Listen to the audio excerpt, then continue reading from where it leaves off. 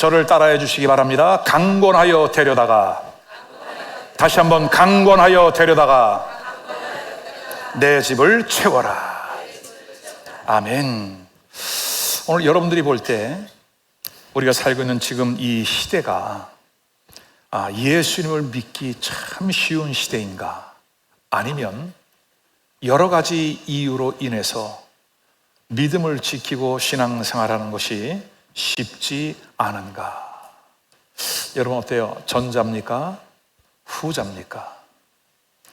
아마 대부분 여러분의 마음 가운데 후자를 택하셨을 거예요. 그러면 그 이유가 뭘까요? 왜 이렇게 점점 더 예수님을 믿는 것이 쉽지 않고 예수를 믿지 않는 분들이 전도가 되어서 교회 안으로 들어오는 것이 왜 이렇게 점점 더 어려워지는 걸까요? 여러분, 성경은 그 이유에 대해서 분명히 말씀을 하고 있습니다. 요한계시록 12장 12절 말씀을 우리 같이 한번 읽어보겠습니다. 그러므로 하늘과 그 가운데 거하는 자들은 즐거워하라. 그러나 땅과 바다는 화 있을진저 이는 마귀가 자기의 때가 얼마 남지 않은 줄을 알므로 크게 분내어 너희에게 내려갔음이라 하더라. 여러분, 이 마지막 시대는 양극화 시대입니다. 무슨 시대라고요? 양극화 시대, 바이폴라리제이션. 왜 양극화 시대냐? 오늘 본문을 보십시오. 하늘과 그 가운데 거하는 자들은 즐거워하라. 하늘의 기쁨과 은혜와 소망이 있습니다. 이 세상에 그 어떤 것과 비교할 수 없는 하늘의 기쁨이 있습니다. 그러나 땅과 바다는 화가 있을진저. 땅, 세속적인 거죠. 바다는, 성경에서 말하는 바다는 세상을 의미합니다. 그러니까 세속적으로 가치관을 가지고 살아가는 사람들에게는 화가 있을 것이다. 왜? 이는 마귀가 자기의 때가 얼마 남지 않은 줄을 알므로. 여러분, 저는 오늘 아침에 이 말씀을 다시 읽다가 충격을 받았어요. 마귀도 자기의 때가 얼마 남지 않았다는 것을 안대요. 근데 여러분, 오늘 우리는 어떻습니까? 마지막 때가 가까이 왔다 아십니까? 그럼 내가 깨어나서 어떻게 믿음 생활을 해야 하는지, 어떻게 교회 생활을 해야 하는지 우리 마음 가운데 각성이 일어납니까? 마귀는 자기의 때가 얼마 남지 않았다는 사실을 깨닫고 크게 분내어 너희에게로 내려갔대요. 왜요? 한 사람이라도 더 지옥으로 끌고 가기 위하여. 마귀는 심지어 불신자들 뿐만이 아니라 믿음 안에 있는 사람들조차도 그들을 넘어지게 하기 위하여 그들을 미혹시키고 가치관을 혼동시켜 나아가는 겁니다. 오늘 우리가 절대 예수, 오직 예수의 믿음을 가지고 있는가? 아니면 이것도 좋고 저것도 좋고 일단 이 세상 살아가는 데 필요한 먹고 입고 마시는 것, 그것이 내 삶의 우선순위, 그리고 교회 다니면 적당히 괜찮고. 어때요, 여러분? 마귀는 지금 그렇게 자기의 남은 때를 적당하게 살지 않습니다. 한 사람이라도 더 지옥에 끌고 가기 위하여 이 땅에 내려갔대요. 그리고 마태복음 24장 24절 예수님 분명히 우리에게 말씀을 하십니다. 거짓 그리스도들과 거짓 선지자들이 일어나 큰 표적과 기사를 보여 할 수만 있으면 누구도 택하신 자들도 미혹하리라. 믿음 안에 있는 사람들조차도, 여러분 지금 보십시오. 신앙 안에 있는 사람들, 날고 기는 사람들 점점 세속화되어져 가고 편리주의, 인본주의, 혼합주의가 들어와 있어요. 신앙생활이 무색해.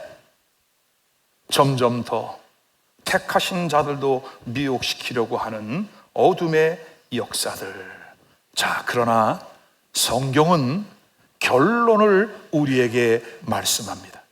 사단의 이 강력한 방해와 이 역사도 일시적일 뿐이다. 잠깐뿐이다. 왜냐하면 우리 예수님이 곧 다시 오십니다. 예수님이 다시 오시게 되면 이 모든 일들은 상황 종료. 그때까지 오늘 우리는 믿음을 꿋꿋하게 지켜나가는 은혜가 있기를 바랍니다. 세상이 결코 녹록지 않습니다. 여러분, 그러나 흔들리지 마십시오. 믿음에 견고히 서서 말씀을 붙잡고 주님을 따라가는 복된 믿음의 역사들이 있기를 바랍니다. 이제 주님이 오시는 그날, 하나님이 모든 우주 만물을 창조하고 보시기에 심히 좋으셨던 그 날이, 그 회복의 역사가 반드시 일어난다. 로마서 8장 21절에 보면 모든 피조물들이 고대하는 바가 하나님의 아들들이 나타나는 것을 기다린대요. 여러분, 자연계를 보십시오. 너무나 많이 오염되어 있습니다. 공기도 오염되어 있고 물도 오염되어 있고 모든 것들이 다 이렇게 오염되어 있어요. 근데 이 모든 피조물들이 하나님의 아들들이 나타날 때를 기다리고 있대요. 어느 곳 한 군데 여러분 기쁨 줄 만한 곳이 없어요. 우리의 마음을 풀릴 만한 곳이 없어요. 진정한 기쁨을 가질 만한 곳이 이 세상에 한 군데도 없어. 오직 예수 그리스도 안에 진정한 기쁨, 아멘, 그와 같은 은혜가 있음을 믿으시기를 바랍니다. 자연계도 하나님의 그 역사 구속의 그날을, 해방의 그날을 기다리고 있다면 여러분, 우리 안에 있는 내 영도, 내 육체의 소욕이 그 은혜를 막고 있지만 내 안에 있는 영이 하나님의 은혜를 향하여 막 rush to God, 하나님을 향해 내 안에 있는 영이 막 달려가는 거 여러분 느끼십니까? 찬양을 올려드리면서 내 안에 있는 영이 하늘 보호자를 향해 올라가는, 그리고 그분의 임재 앞에 엎드려 경배하고, 하나님, 지금 내 영혼이 갈급했습니다. 주님, 내 영혼이 사모함으로 내가 목마른 사슴이 시냇물을 찾는 것처럼 내가 이 예배를 사모하고 하나님의 은혜를 사모하고 하늘의 소망 가운데 거하며 내가 달려나왔습니다. 여러분, 속지 마십시오. 여러분 안에 있는 영이 그렇게 갈망함으로 그날을 소망 가운데 있다는 사실을 여러분 깨달으시기를 주의 이름으로 축원합니다. 아멘. 자, 그러면 왜 당연히 우리도, 예수를 믿는 우리도 그 날을 학수고대한다, 기다린다, 손꼽아 기다린다. 마치 어린 시절에 초등학교 다닐 때 소풍 가는 날 정해지면 손꼽아 기다리면서 그날 믿지도 않았던 누구 신적인 존재에게 비 오지 않게 해주세요, 비 오지 않게 해주세요. 나는 창녕초등학교를 졸업을 했는데 인천에 소문이 났어. 창녕초등학교 소사가 우물 파다가 삽으로 용을 잘라가지고 그래서 슬퍼서 비가 온다고. 그런 전설적인 얘기 역시 들어봤어요. 그래가지고 소풍 가는 날 밀어주면 안 돼. 그래서 뭐 그때 하나님 믿지도 않았지만 뭐 누구한테 밀었는지 몰라. 그냥 비 오지 않게 해달라고, 비 오지 않게 해달라고. 오늘 우리에게는 이보다 더 실제적인, 우리에게 기쁨을 주는, 영원히 목마르지 아니한 그 잔칫날이 예비되어 있는데, 요한계시록 19장 7절로 9절, 우리가 즐거워하고 크게 기뻐하며 그에게 영광을 돌리세. 아멘. 왜요? 어린 양의 혼인 기약이 이르렀고 그의 아내가 자신을 준비하였으므로 천사가 내게 말하기를 기록하라. 어린 양의 혼인잔치에 청함을 받은 자들은 복이 있도다 하고, 또 내게 말하되 이것은 참되신 하나님의 참되신 말씀이라. 그날에 우리를 위해 예비해 놓으신 천국의 혼인잔치가 준비되어 있으니 기뻐하고 즐거워하라. 방송실 7절로 다시 한번 좀 돌려주시면 고맙겠습니다. 오늘 7절에 이렇게 말합니다. 우리가 즐거워하고 크게 기뻐하며, 아멘. 여러분 이 땅 살아가는 동안 여러분도 기쁜 일이 있을 거예요. 즐거운 일들이 간헐적으로 있을 거예요. 근데 여러분, 세상의 기쁨과 세상의 즐거움, 그러나 하늘로부터 오는 즐거움과 기쁨을 비교해 보십시오. 우리가 즐거워하고 크게 기뻐하는 그 결과는 뭐냐? 그에게 영광을 돌리세. 나의 기쁨이 하나님의 영광이 있는가? 그냥 내가 혼적으로 좋아서 웃고 있는가? 여러분, 이것은 차원이 다른 거예요.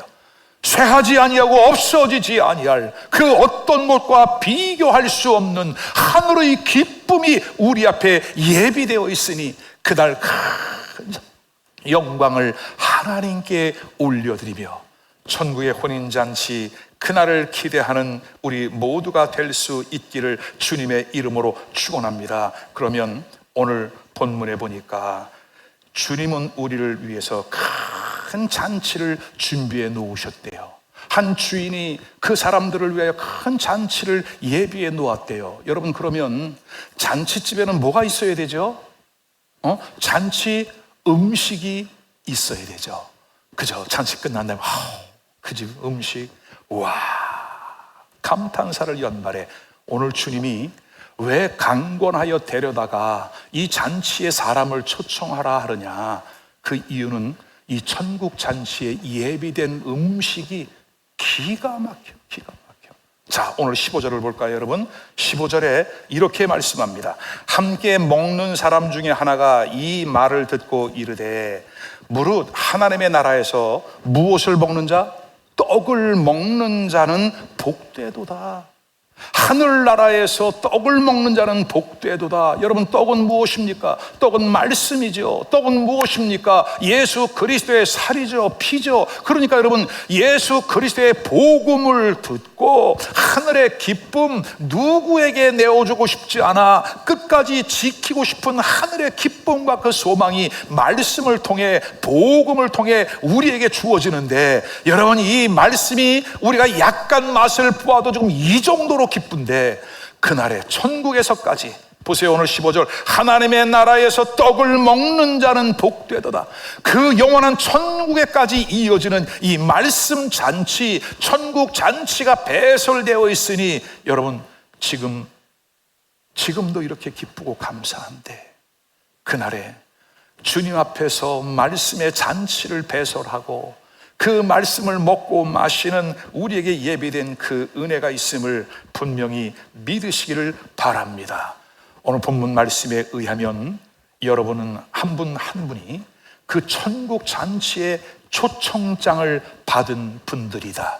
여러분이 초청장을 놓지 말고 끝까지 붙잡고 가셔서 그날에 예비된 천국 잔치에 참여하는 여러분 모두가 될 수 있기를 주님의 이름으로 축원합니다. 그리고 소문난 잔치에 나만 가면 되겠어요, 안 되겠어요? 또 다른 누군가를 초청을 해야 되겠죠.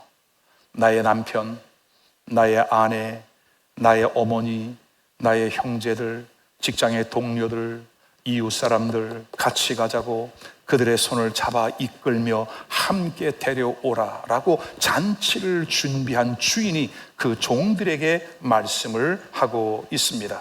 자, 그렇다면 오늘 이 말씀은 사실 우리에게, 예수를 믿는 사람들에게, 교회에게 하신 명령이죠. 그 말씀이죠.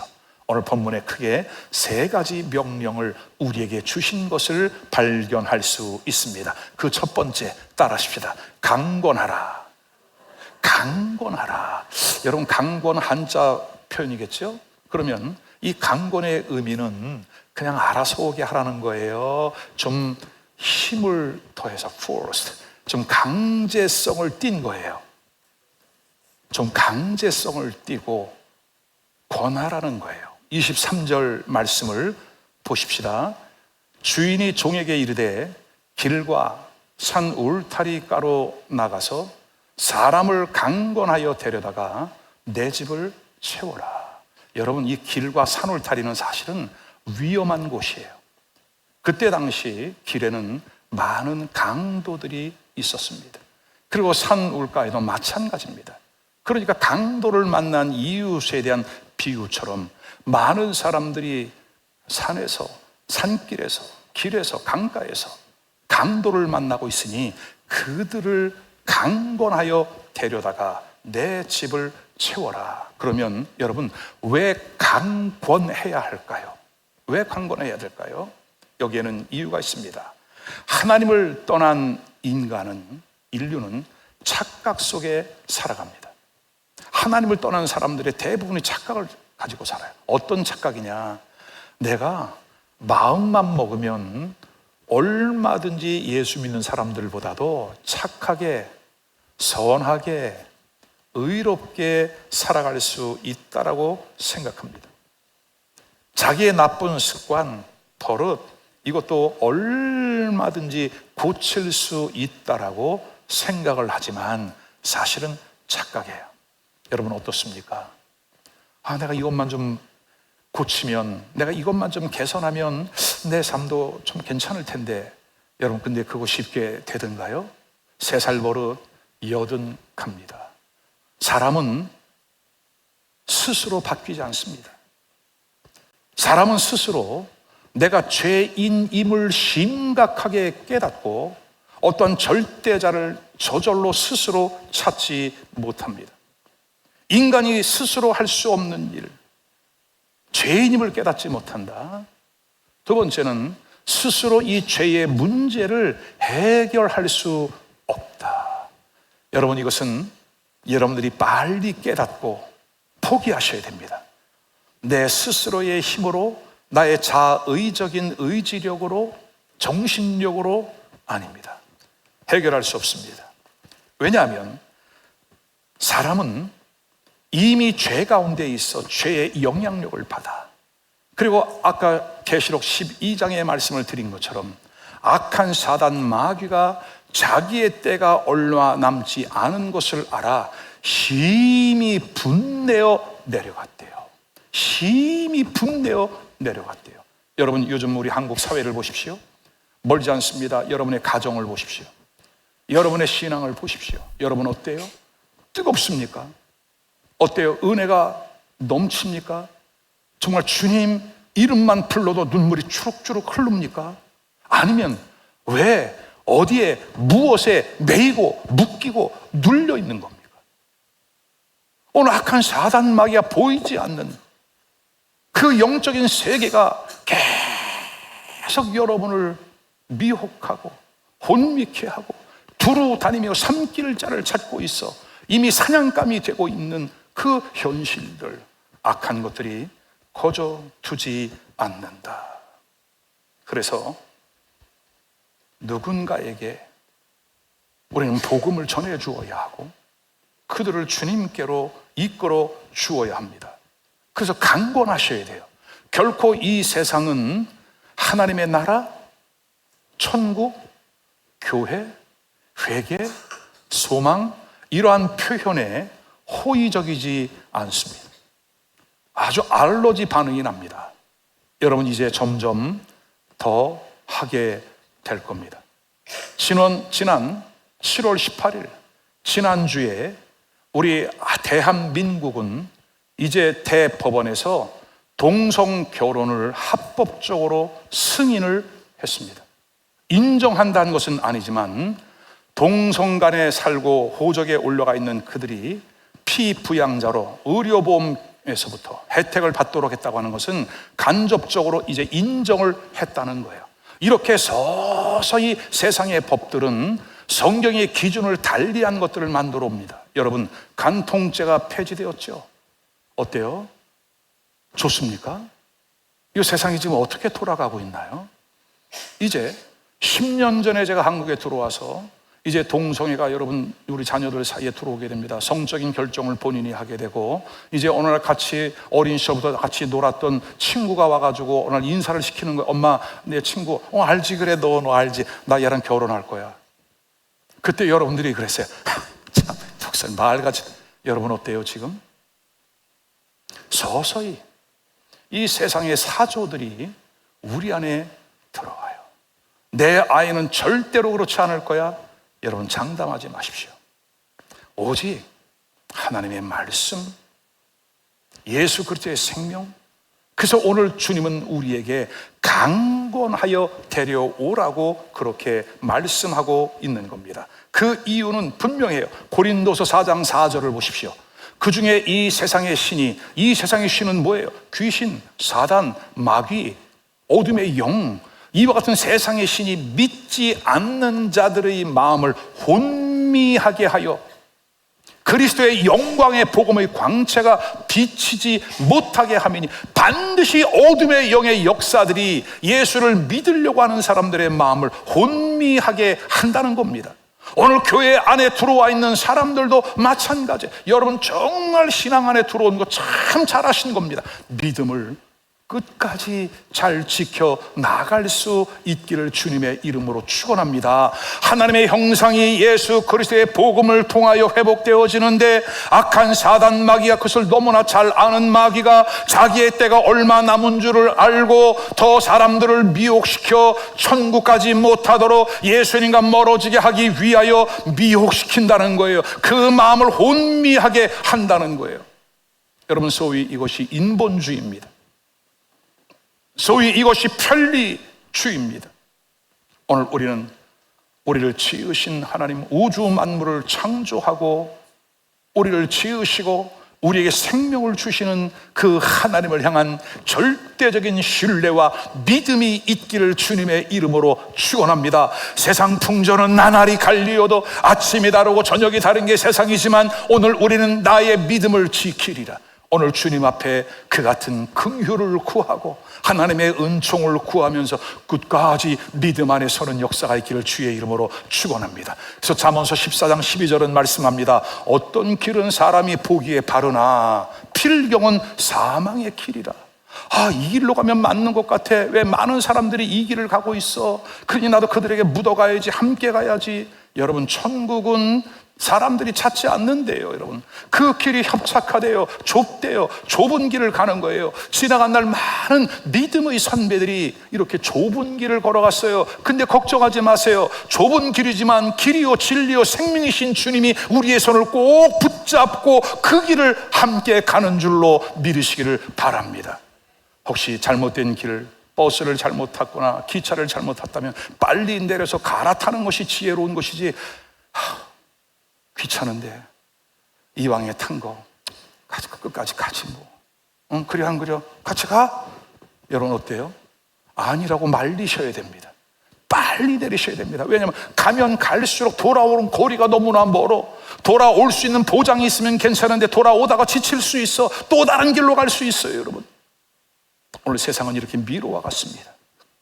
그러므로 주님을 믿는 믿음 안에 나올 수 있도록 그들을 강권하여 데려와라.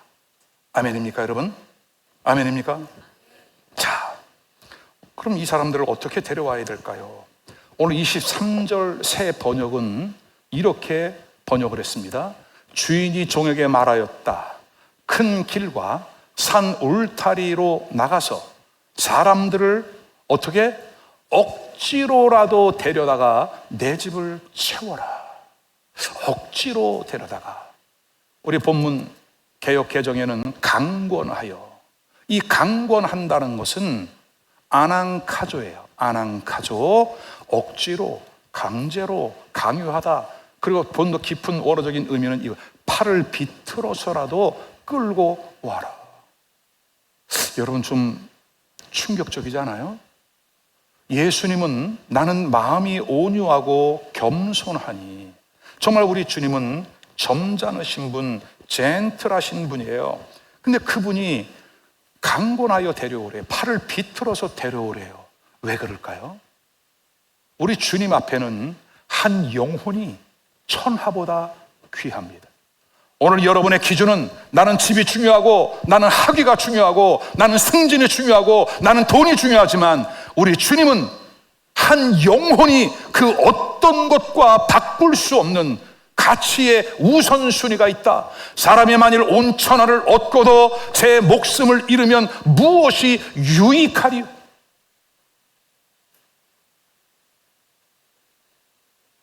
저희 어머니가 생전에 마지막 투병을 하셨습니다. 병원에 입원하시고 어머니를 돌봐드리는데 그 복도 하나 건너편에 암 환자인가 봐요. 밤새 앓는 소리를 해요. 그 신음소리가 건너편 우리 어머니 계신 병실까지 들려와요. 그럼 며칠 있다 그분이 운명하셨나 봐요. 그분의 누이들이 와서 그 통곡을 하면서 그렇게 울어. 그때 그 누이들의 소리가 제 귀에 너무나 생생해. 그 동생의 이름을 불러가며 누구야 네가 잘 살아보겠다고 담배도 끊고 술도 끊고 밤을 낮삼아 그렇게 일을 하더니 이제 살만한데 가면 어떻게 하면 좋으냐, 어떻게 하면 좋으냐. 그 가족의 절규의 소리. 근데 또 신호하고 옳게는 다른가 봐. 이러더라. 네가 죽으면 누구 좋으라고. 여러분, 이게 세상이야, 세상. 그래요, 여러분. 오늘 주님이 말씀하잖아요. 먹을 거, 입을 거, 마실 거 걱정하지 마. 다만 우리 인간사가 남들보다 조금 더 먹고 입고 가진 것뿐이야. 그래요, 여러분. 그죠? 올 때 가져온 거 없고 갈 때 가져간 거 아무것도 없어. 다만 여러분의 영혼, 그리고 내가 만나야 할 나의 가족, 이웃에 내게 맡겨진 그분들의 영혼을 소중히 여길 수 있는 믿음의 단계가 있기를 주의 이름으로 축원합니다. 그래서 팔을 비틀어서라도 데려와라, 그렇게 말씀해요. 여러분, 근데 보세요. 마가복음 9장 43절에 보면 예수님이 직접 하신 말씀이에요. 만일 너의 손이 너를 범죄하게 하거든 어떻게 하래요? 찍어버리래요. 장애인으로 영생에 들어가는 것이 두 손 멀쩡히 가지고 지옥, 곧 꺼지지 않는 불에 들어가는 것보다 낫다. 그러면 팔을 잘라버리는 게 좋겠어요? 팔을 비틀어서라도 데려오는 게 좋겠어요, 여러분? 오늘 우리는 이 표현에 대해서 반감을 가질 것이 아니라 오늘 우리에게 이렇게 말씀하시는 예수님의 마음을 우리가 읽었으면 좋겠습니다. 왜 주님이 팔을 아난카조하라 하는지, 강권하여 왜 데려오라 하는지, 한 번 들어가면 다시는 나올 수 없는 그 불타는 지옥, 다시는 나올 수 없어. 천년 만년이 지난 다음에 혹시 잠깐 석방, 그런 것이 있다면 그래, 고생을 하더라도 천년 만년 기한이 정해졌으니 한번 버텨보자, 이를 악물고. 근데 여러분, 한번 들어가면 다시는 못 나온다. 언제까지? 끝이 없다. 영원하다. 영원한 고통 속에 살아야 하는 그 지옥. 그러니 주님의 마음은, 여러분, 우리 자녀들이 물놀이 하다가도 조금 한눈 팔면 사고 날 수 있잖아요. 그러니까 부모의 눈이 우리 아이들의 눈을 뗄 수 없잖아요. 그리고 조금이라도 위험한 일이 생기면 그냥 총알 같은 속도로 달려가서 반사신경이 그 아이를 잡아채는 거 아니겠습니까? 오늘 우리 주님의 마음이 그리하여 강권하여 데려와라, 강권하여 데려와라.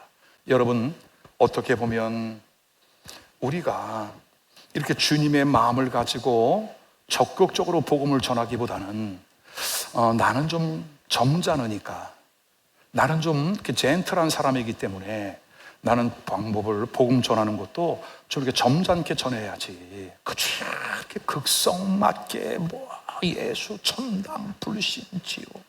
여러분, 저도요, 어떻습니까? 비주얼이 어때요? 응?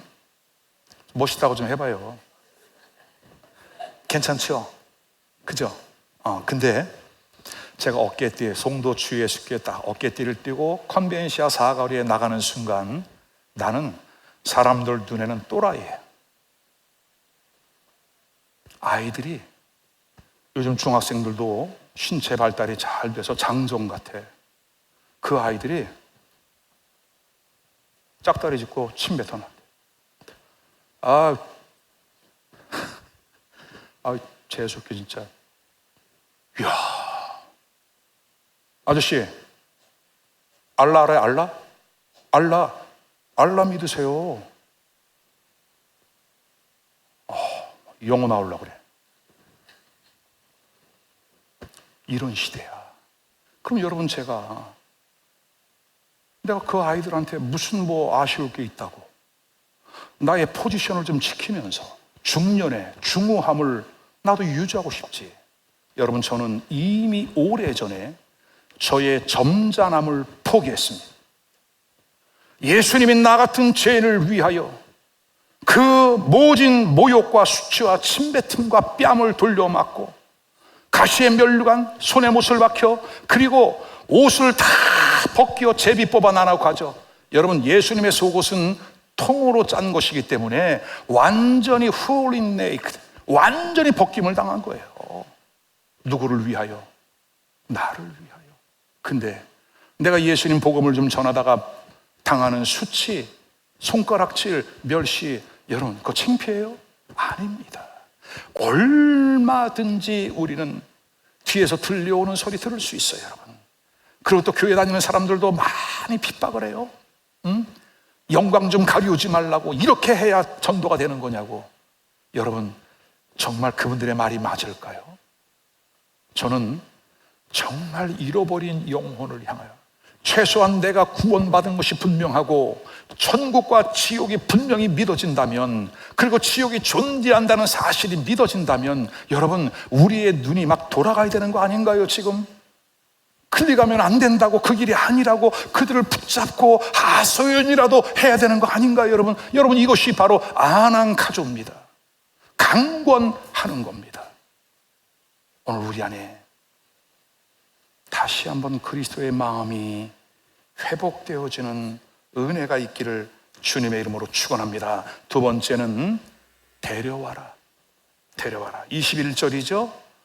종이 돌아와 주인에게 그대로 고하니 이에 집주인이 노했대요. 왜? 모든 잔치를 너무나 성의 있게 완벽하게 준비를 다 해놨는데 청함받은 사람들이 오지 않았대요. 그 종에게 빨리 시내의 거리와 골목으로 나가서 가난한 자들과 몸 불편한 자들과 맹인들과 저는 자들을 어떻게 하라고요? 데려와라, 데려와라. 정성을 다해 준비, 음식을 다 준비했는데 가족들 생일이라고. 근데 연락이 오는 거야. 이모 미안해요, 오늘 갑자기 일이 생겨서 해서 야근이에요. 미안해요, 지금 우리 아이가 아파서 병원 가야 돼요. 여러분, 그런 음식을 정성껏 준비한 사람의 마음이 어때요? 좀 서운하잖아. 그죠? 왔으면 좋았을 거, 왔으면 좋았을 거. 걔는 또 왜 갑자기 이런 일이 생긴대, 세상에. 정말 속상하죠, 끌탕하죠. 오늘 주님의 마음이 그래요. 완벽하게 준비해 놓았어요. 근데 사람들이 오지 않아요. 오늘 본문에 보니까 세 부류의 사람들을 만났대요. 장가 들어야 된대요. 소 5겨리를 샀대요. 장례가 났대요. 합리적인 이유들이에요. 근데 여러분, 제가 신학교 때 이 말씀을 배우면서 어느 책을 보니까 그 책의 저자가 이렇게 말해요. 이 본문의 말씀은 사실 다 거짓말이다. 핑계일 뿐이다. 왜냐하면 그 작은 동네에서 옛날에 어느 집에 결혼식이 있다면 동네 잔치입니다. 그죠? 소 1마리 샀다, 날 5마리가 들어온 거예요. 농경문화, 그 농사 짓는 동네에서. 장례가 났다? 동네 사람 모를 리가 없다는 거예요, 여러분. 오늘 우리에게 합리적인 이유와 변명들을 만들어 가는 시대. 그래서 오늘 주인은 노하여 하인들을 보내서 빨리 큰 거리로 나가보아라. 그리고 골목까지 다 뒤져봐라. 거기에 가면 가난한 사람이 분명히 있을 거야. 몸이 불편한 사람, 보지 못하는 사람들이 있을 거야. 근데 여러분, 이 개역 개정이잖아요, 우리가 읽는 성경이. 옛날 개역 성경에는 좀 더 원색적인 표현이 돼 있어요. 가난한 자들과 몸 불편한 자들, 클리프. 뭐냐면 병신들. 옛날 개역 성경에 그렇다는 거예요. 그리고 소경들, 보지 못하는 사람들.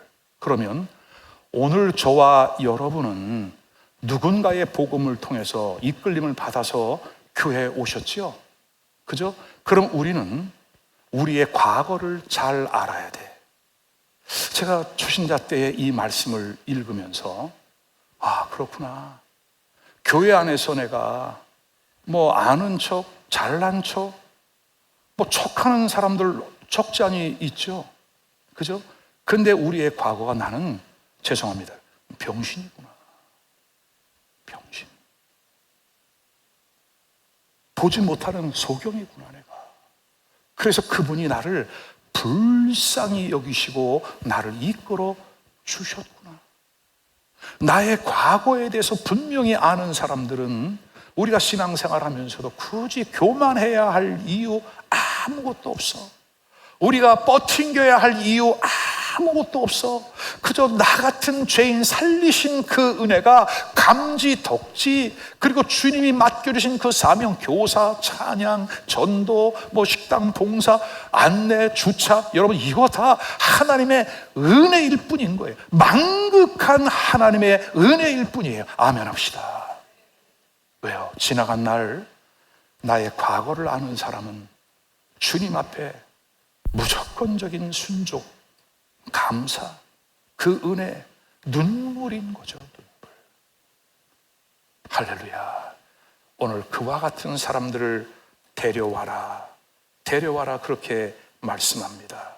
왜 우리가 밖에 나가서 사람들을 부지런히 찾아와야 할까요? 그들을 데려오기 위해서입니다. 요한복음 1장 35절에 보면 세례 요한이 그의 제자인 안드레를 예수님에게 소개해 줍니다. 그러니까 안드레가 예수님을 만나니까 너무 놀라운 거예요. 그래서 그의 형제인, 안드레가 그의 친형제인 베드로를 전도합니다. 베드로를 소개해 줍니다. 그리고 1장 45절 이하에 보면 빌립도 예수님을 만나고 나서 자기의 형제죠, 나다나엘을 전도하여 예수님께 데려옵니다. 나다나엘이 예수님 앞에 딱 서니까 그래요. 주님이 내가 무화과 나무 아래에 있는 것을 내가 보았노라. 깜짝 놀랍니다. 아니 이분이 어떻게 나를 알지? 여러분, 우린 여기에서 전도의 중요한 원리를 발견해요.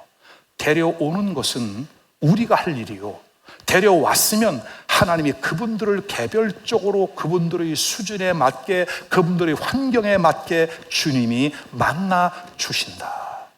염려하지 말고 우리가 해야 할 일 강권하여 데려다가 하나님의 교회로, 아멘, 주님 앞으로 이끌어오는 역사가 있기를 주님의 이름으로 축원합니다. 베드로는 그렇게 자라서 예수님이 승천하시고 난 이후에 그 로마의 엄청난 핍박 시대의 교회를 지키는 지도자로 많은 크리스찬들을 일으켜 세우더라. 또한 바울 사도께서 1차 전도 여행 중에 만난 제자가 있습니다. 디모데죠. 그가 바울 사도를 통해 잘 양육을 받았습니다. 그리고 디모데에게 이렇게 말씀합니다. 또 내가 많은 증인 앞에서 내게 들은 바, 복음이죠, 충성된 사람들에게 부탁하라.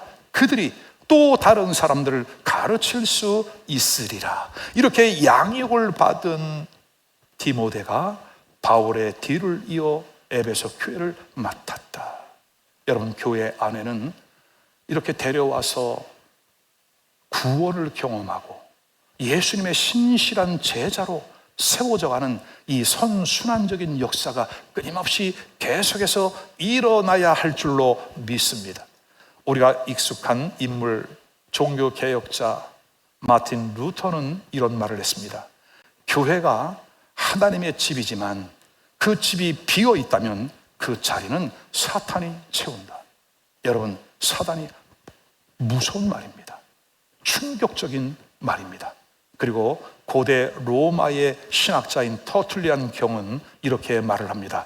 교회를 떠나서는 구원이 없다. 여러분, 요즘 교회에 안 나오는 분 많습니다. 어느 교회를 가야 되지? 방황하는 분 많습니다. 오늘 이 자리도 있을지 몰라요. 근데 여러분 보세요. 교회가 잘못한 게 있나요? 교회가 마음에 안 드는 게 있나요, 여러분? 아니죠. 교회 안에 있는 사람들이 문제인 거지, 교회는 한 번도 문제가 없다. 교회는 하나님의 집이다. 만민의 기도하는 집이다. 마치 교회는 어머니의 자궁과 같은 곳이라. 생명이 착상되어지고 어머니의 자궁에서 10개월 동안 건강하게 잘 자라고 이제 해산을 하게 되면 그 해산의 기쁨이 너무나 커. 부모님들에게 전화하고 지인들에게 전화하고 아들을 낳았어요, 딸 낳았어요, 박수를 받고 축하를 받고 100일 잔치, 돌잔치를 하면서 태어난 기쁨, 그 기쁨을 나눠. 근데 마치 교회가 그와 같다는 거예요. 여러분, 교회 안에서 말씀으로 거듭나지 않습니까? 교회 안에서 말씀을 먹고 자라고 양육되어지고 있지 않습니까? 교회 안에서 우리가 봉사하고 헌신하면서 하나님의 아름다운 이 일들을 우리로 하여금 경험하게 하지 않습니까? 그렇게 자란 믿음의 성도들이 가정으로, 일터로, 사회로, 세상으로 나아가서 빛과 소금의 역할을 하면서 이 세상에 영향력을 주는, 아멘, 그런 영향력을 주는 사람들이 교회를 통해 나오는 거 아닙니까? 그렇기 때문에 교회는 항상 건강한 곳입니다. 교회는 항상 은혜입니다. 교회는 만민이 기도하는 집입니다. 아버지의 집입니다. 아멘. 그러므로 오늘 우리가 어떠한 모습으로 사람 보고 실망하지 마십시오. 물론 실망할 수 있어요. 빨리 우리의 관점을 주님께 맞추고 주님께 돌아와 회복하는 역사가 있기를 주님의 이름으로 축원합니다. 예수님도 어린 시절 키가 자라고 지혜가 자라면서 사랑과 하나님 앞에 기쁨을 주었다, 그렇게 말씀합니다. 교회 안에서 여러분 잘 자라갑시다. 아멘. 상처받지 말고 잘 자라갑시다. 괜찮아요. 남산 위의 저 소나무 그 모진 풍상을 받아내면서 그 소나무의 푸르 청청함을 유지해가는 것처럼 우리 대한민국 사람들이 그 기상을 받은 거 아니겠습니까? 하늘나라의 말씀을 먹고 하나님의 성령의 기름 부음을 받으면서 하나님이 우리에게 부어주신 그 엄청난 사랑을 받아내면서 우리가 어제, 오늘, 내일, 앞으로 계속 끊임없이 그 길을 가야 하는 것이 아니겠습니까? 아멘. 말씀을 정리합니다. 강권하여 데려다가 내 집을 채워라. 어떻게 채울까요? 오늘 나눠드린 VIP 명단 표가 있습니다. 거기에 떠오르는 사람들 이름을 적으십시오. 나 없는데요. 여러분, 기도해 보십시오. 없다고 말하지 말고. 여러분 옆에 있는 사람들 중에 여러분이 자주 찾아가는 편의점이든지 어디라도 그분들이 다 예수 그리스도 안에 구원 받으셔야 할 VIP들입니다. 밥을 먹을 때 같이 먹고 커피를 마시면서 같이 담소를 나눴던 그 친구들이 여러분 다 VIP들입니다. 그들의 이름을 적으십시오. 그리고 새벽에 그분들의 이름을 불러가며, 왜 하나님도 포기하자는 그분을 왜 여러분이 포기합니까? 왜 우리가 포기하냐고요? 안 될 것 같아요. 왜 우리가 결정을 합니까? 아닙니다. 여러분, 우리 주님은 포기하지 않았습니다. 지금도 그들을 위하여 말할 수 없는 탄식으로 기도합니다. 교회가 이 사명을 감당해 주기를 주님은 기도하십니다. 우리에게 그렇게 말씀을 하고 계시는 겁니다.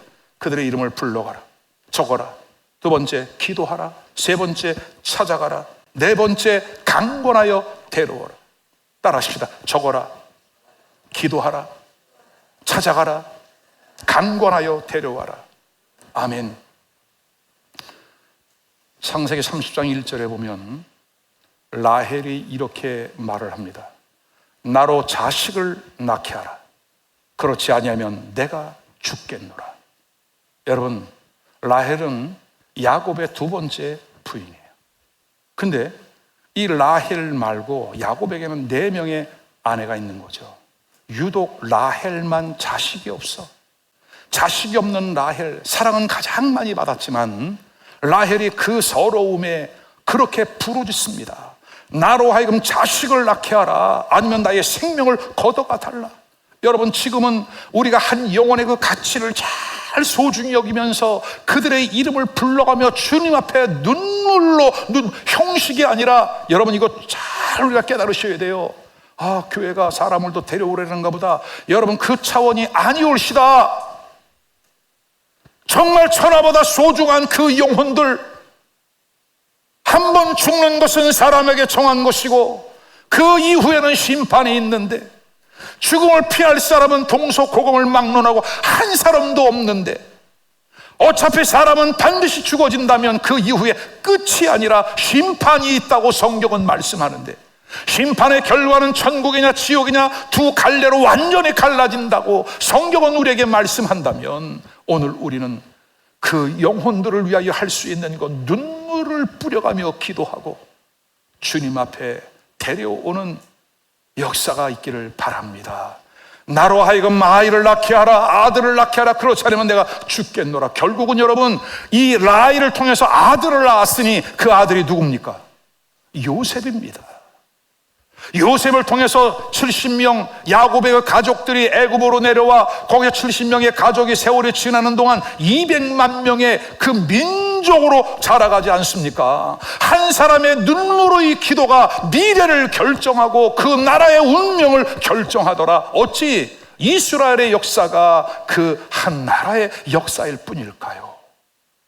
사랑하는 여러분, 오늘 우리 한 사람이 라헬과 같은 그러한 부르짖음이 있어 귀한 영혼이 주께 돌아오는 은혜가 있기를 주님의 이름으로 축원합니다.